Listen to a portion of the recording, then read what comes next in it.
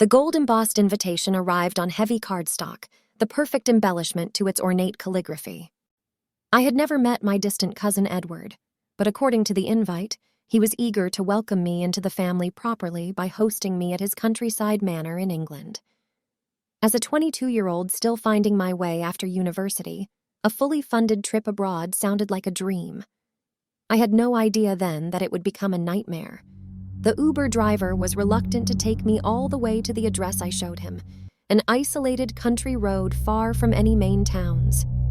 He only agreed once I doubled his fare, though his eyes kept nervously flitting to mine in the rearview mirror until he dropped me off at the entrance to a forest.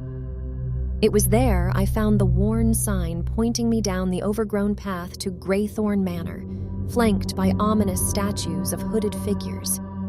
My wheeled suitcase scraped and bumped over the cracks in the ancient stones as I made my way deeper into the woods. The dense canopy of leaves blocked out the last feeble rays of evening light, leaving me to rely on my phone's flashlight to follow the path. In the distance, I began to see a clearing where Greythorne's imposing silhouette stood stark against the night sky.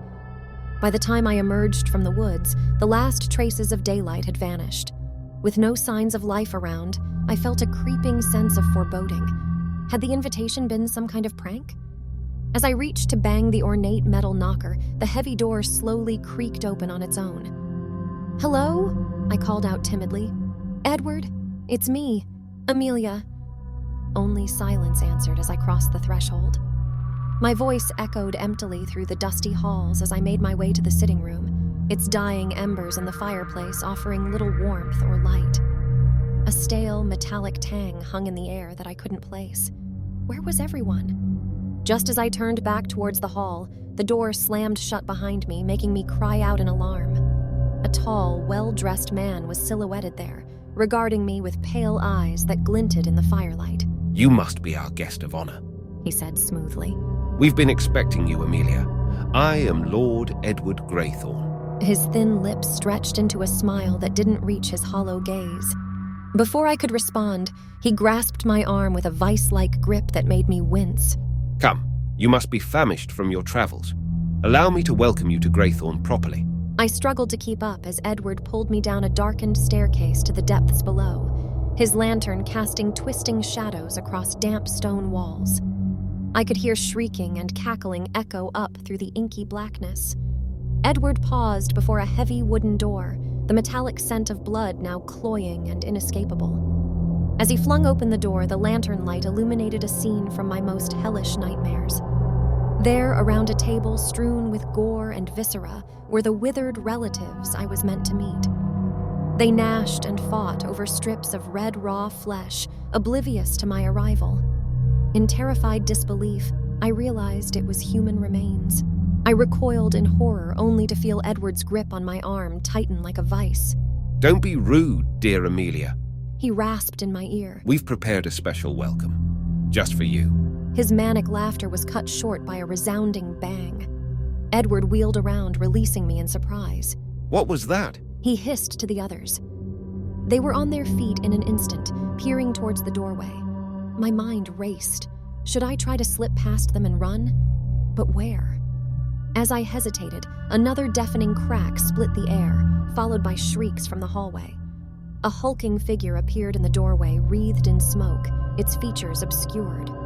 The wailing relatives charged forward, only to be tossed aside like rag dolls into the stone walls with sickening cracks. Edward backed away for the first time, showing fear in his wild eyes. "Stay back, demon!" He screamed hoarsely, brandishing a dagger at the advancing figure. His blows glanced harmlessly aside before a massive hand shot out and lifted him by the throat high into the air as he choked and flailed. With Edward's bulging eyes locked on mine one final time, the figure brutally snapped his neck before discarding his lifeless body to the floor. I stood paralyzed and hyperventilating, braced for my own end. Instead, the giant figure gently extended a hand and spoke in a gravelly but warm voice. "Come, miss. Let's get you home."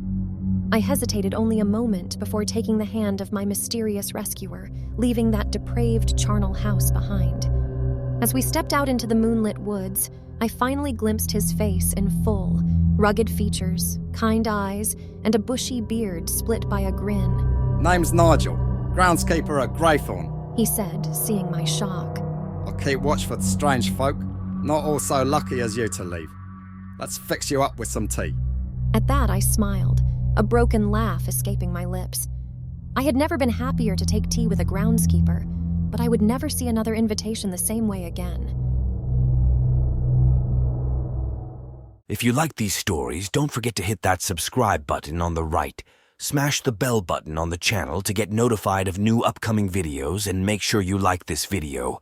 Do it, or face the consequences.